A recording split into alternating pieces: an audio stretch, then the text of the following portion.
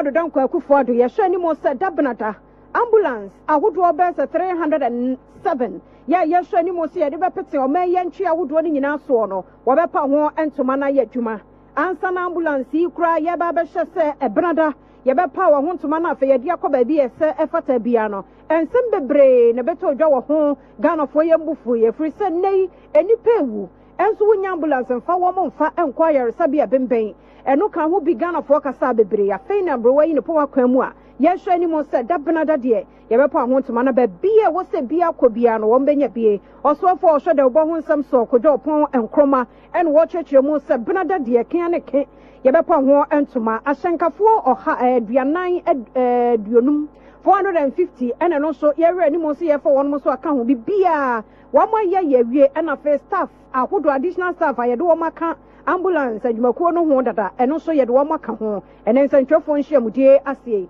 ɛna wɔn ɛde nsɛm to dwa wɔyi ɛka one constituency one ambulance special development initiative mpanifoɔ ɛna hyɛ wɔn mo asie a wɔn nyina wɔn de ka ho bie ɛde abɔ dawuro ahyɛ apɔmuden amapa dia yɛfrɛ no pɔtɔ kasɛm pre-hospital emergency health care and I say asama to obi atorentama to obi a wɔse yɛhwɛ no so ansa na yɛde no du hospital kwan yɛfa so ɛyɛ ho adwuma no aban pagya mu fitibena da ɛkɔ yi yɛde ambulances maako ahasa ne akyiri emergency medical technicians EMT foɔ bɛyɛ ahasa ne akyiri a sesei ɔmayɛ ready a ɔmo yɛ adwuma wɔ saa ambulances no mu ansa na ɔmo ɛka ho a ɛboa wɔm ansa na ɔmo ɛhwɛ so ho sɛ baabi a wofrɛ fi ni aha na yɛmfa ambulance no bra ɔmo ɛfrɛ no dispatchers no so bɛyɛ aduasa ne akyiri ɛbanada yɛbɛgya ɔmo kwan na Ghana fana nyina baabi ɔmo bɛkɔ akɔyɛ adwuma no ɔmo afi ase ayɛ Ghana ambulance service ɔmampani John Agyekum Kufuor ɛne bieyɛ in 2004 saa berɛ na ɔmo wɔ bɛyɛ 7 stations ɛna bɛyɛ 10 ambulances na ɔmo de fi aseɛ fiti saa berɛ na aba bɛdu saa mpɛmpɛnso yi ɔmo adwuma no te sɛ nnɛ sei sɛ nnɛ yɛ kasa yɛbɛkasa aka ɔmo ambulance bɛyɛ aduonum enum 55 pɛ ɛna ɛyɛ on the road out of bɛyɛ 133 a yɛsɛ currently ɔmo ɛwɔ na ɛnkyɛ biara na Damampani Adanko Akufo-Addo hyɛ bɔ sɛ ɔbɛhwɛ ma yɛpagya yɛapɔmuden nsɛm mu saa pɛpɛɛpɛ so na wahwɛ ma yɛayɛ a ɛbenada yɛbɛhu sɛ yɛbɛgya ambulances bɛyɛ ahasa ɛkwan sɛ ɔmo nkɔ mpɛso ahodoɔ no so ɛnkɔsom Ghanafoɔ ɛne a wote yɛ yi ɔman mu soɔfoɔ yɛ a wɔhyɛ dɛ wɔbɔ ho nsɛm so kɔgya ɔpɔn kroma ɛne ɛtɛ ne nka no wɔwie yɛ no deputy director yɛ a wɔno nso operations so ɛwɔ national ambulance service Foster Anson Brenya wɔno nso de to dwa kyerɛkyerɛ mu sɛ sɛ deɛ special development initiative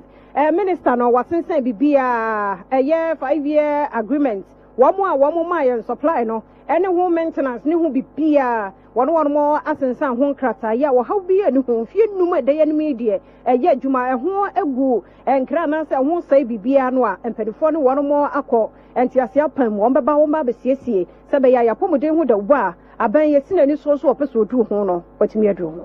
the people who actually provided the ambulances the Ministry of Social Development Initiatives are having service maintenance agreement with the suppliers to ensure that for the next 5 years, actually the ambulances are supposed to have a warranty period of 3 years or 100,000 kilometers of travel. So for the next 5 years, the ministry is having a service and maintenance agreement to ensure that the suppliers continue to maintain the ambulances within these 5 years. You know that the ambulances are supposed to have a minimum lifespan of 5 years. So measures are being put in place that for the next 5 years, there will be service and maintenance agreement to ensure that the vehicles are serviced regularly and parts are available to ensure that we maintain them so that they can live up to their maximum lifespan. Anyway, Deputy Director was share operations so our National Ambulance Service, Foster Anson Brenya, and I would say in Canada, so say you may see them live on Facebook, Adom 1063 FM. Oko one on Wajin Chefaguho, Nebrano so a becking kind Eddie Amount. Yet, what Cassiano so now what year you woman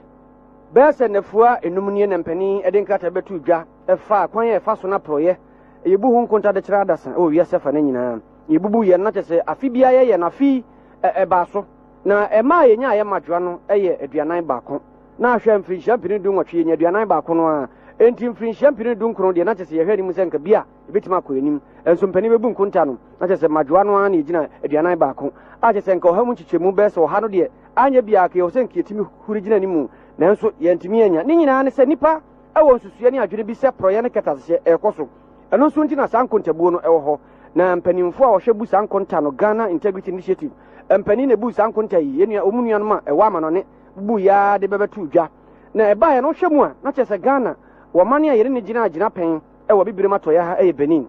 afei aman bi te sɛ Burkina Faso Lesotho wɔnom deɛ yɛdi wɔnom so nkunim akyɛ sɛ yɛkɔnkan kyerɛ wɔnom ɛkyɛn wɔnom nanso aman bi te sɛ South Africa Senegal Sao Tome and Principe wɔnom deɛ wɔnom nso ɛwɔ anim paa yɛntumi anto wɔnom asɛm yi baeɛ na soafoɔ no hwɛ dawubɔ ɛsoɔ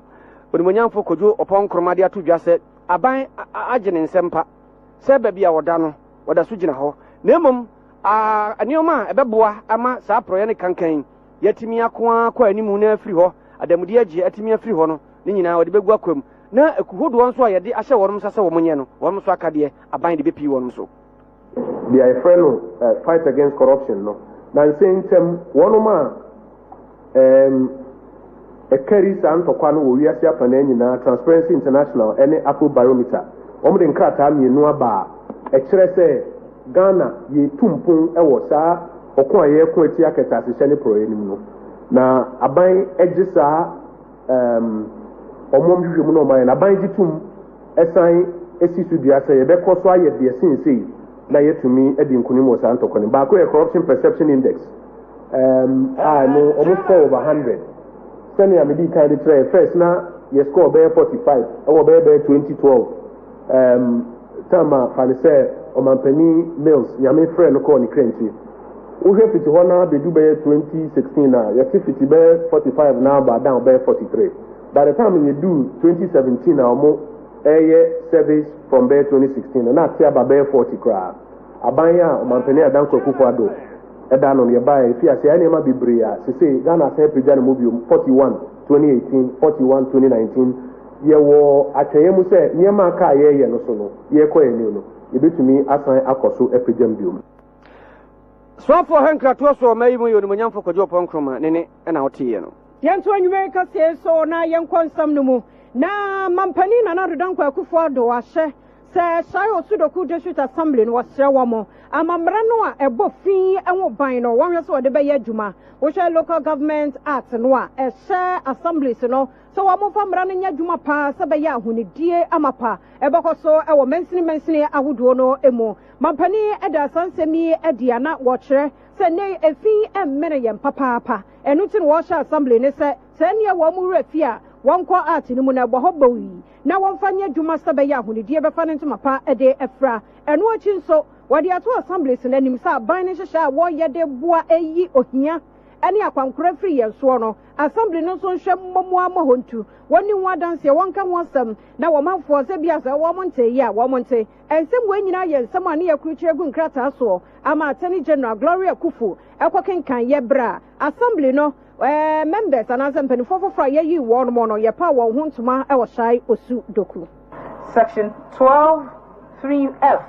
of the Local Governance Act 2016 at 936 specifies that assemblies shall be responsible for the development,